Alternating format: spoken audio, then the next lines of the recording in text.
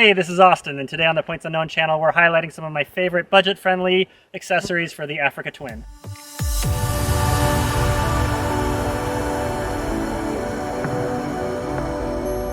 For those with large budgets, you can accessorize most motorcycles with all kinds of added functionality, cool gadgets and gizmos, and eye-catching bling.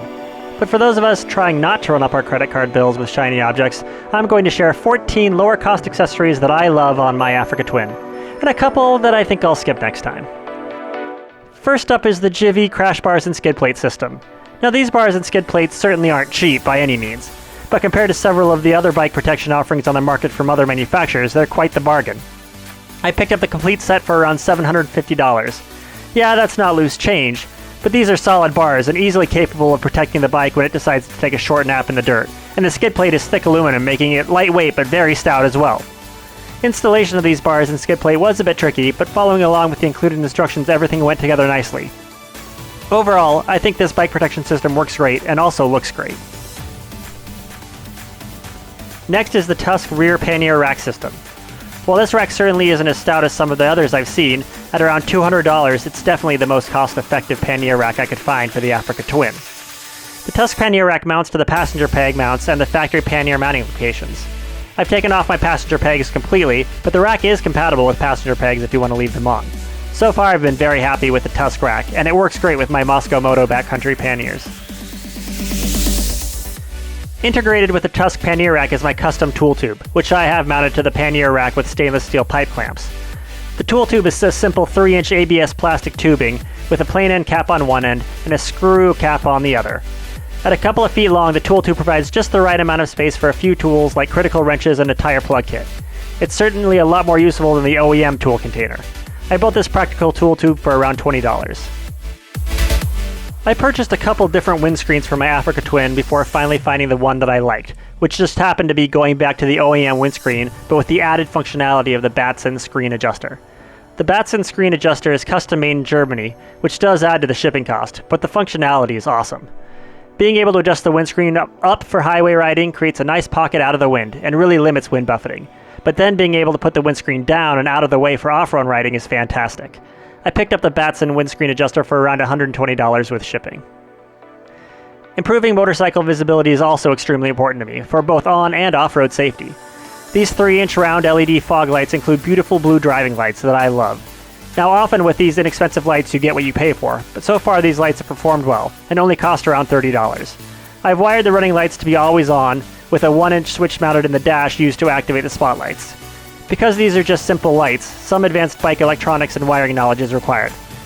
The light mounting brackets I'm less impressed with. These have been prone to stripping out, and at only $10 they were definitely a great deal, but I'd look for something a little stronger next time. I'm a big fan of shorter levers on off-road motorcycles, as I prefer to only have 1 or 2 fingers on the brake and clutch levers at any given time. I found these short levers on eBay for around $20 and they look and feel great.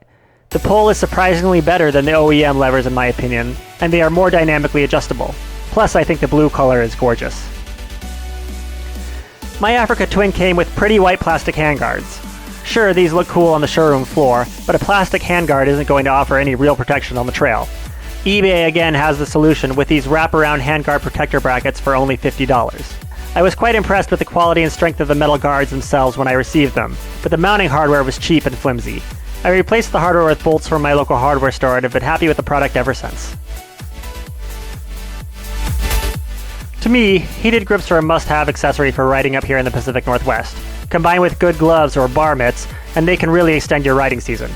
I picked up these R&G Racing heated grips for around $70, which is about $30 less than the nearest competitor. These don't have the fancy auto on-off battery protection like some of the other brands do, but if you are already using an ignition relay for your electronics, you don't need the extra cost and complication. I found these grips to be plenty warm, and the grips themselves have held up for thousands of miles. A few more budget-friendly eBay finds for improved controls of the bike. First, larger foot pegs for around $60 and a brake pedal extension for around $20. The foot pegs are great, providing a much more comfortable platform to stand on during long days of off-road riding. And the enlarged brake pedal is also nice, as I find I don't have to hunt for it as much with my toe when standing or sitting. I also picked up this side stand extension that bolts right onto the existing side stand. I would like it to be a little bit bigger. It would be better for super muddy and sandy areas, but for $12 I really can't complain too much. Just make sure to install it with a bit of Loctite. I've heard they are prone to vibrate loose and fall off. Next up are these Seal Saver fork guards. The forks on the Africa Twin have an ugly history of failure. Because of this, I installed the Seal Saver fork guards right after getting the bike. These are designed to protect the fork lowers and fork seals. I've pulled them off a few times and can happily say that I've avoided any of the nightmares other Africa Twin owners have complained about. Now, maybe I just got lucky. Or maybe these $35 Seal Savers did exactly what they said they were going to do. I spend a lot of time riding my Africa Twin standing up, but the large fuel tank on the Africa Twin is a bit uncomfortable and slippery to brace against for long periods of time. The RNG Racing tank traction grips have been an excellent accessory for me, giving added grip to the tank sides while I'm riding standing up. At $50, I've been super happy with this accessory. Plus, they also protect the tank from scratches. And lastly, I've had a few different tail cases over the years, but ever since I stole this Harbor Freight Apache 3800 case off the back of Beth's bike, I can confidently say it's my favorite.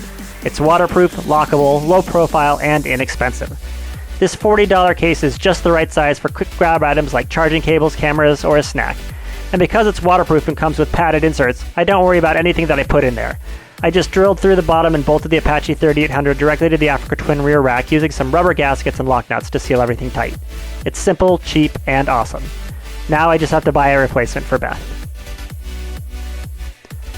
So those are my favorite budget accessories for the Africa Twin. But not every low-cost item I've gotten has been amazing. A couple of items I would have rather skipped. These exhaust pipe heat shields looked so cool and at only $30 were worth a try. But the bold red color I thought would be so blingy on the bike quickly faded with heat and turned into whatever color that is. This fork tunnel air dam was supposed to fix the wind buffeting issue that I fought with through several different windscreen iterations. But it turns out I just needed the bat-sin adjuster. Of course I didn't take the air dam off, so it might be doing something, but it didn't solve my issues on its own, so probably could have saved the $45. And this brake reservoir guard is just silly. I'm not even sure why I put it in my cart. Especially at $35. Not worth it at all. Of course, over 5 years of owning the Africa Twin, I've picked up more than just a few cheap accessories. I've gotten some expensive accessories too.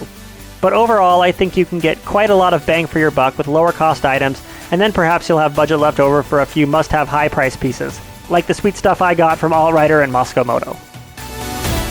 So there you have it, 14 excellent, budget-friendly accessories for the Honda Africa Twin, and a few you can take out of your cart. That's it for today's video. If you like this kind of thing, please subscribe to the Points Unknown channel. I appreciate you watching this to the end. Ride safe out there.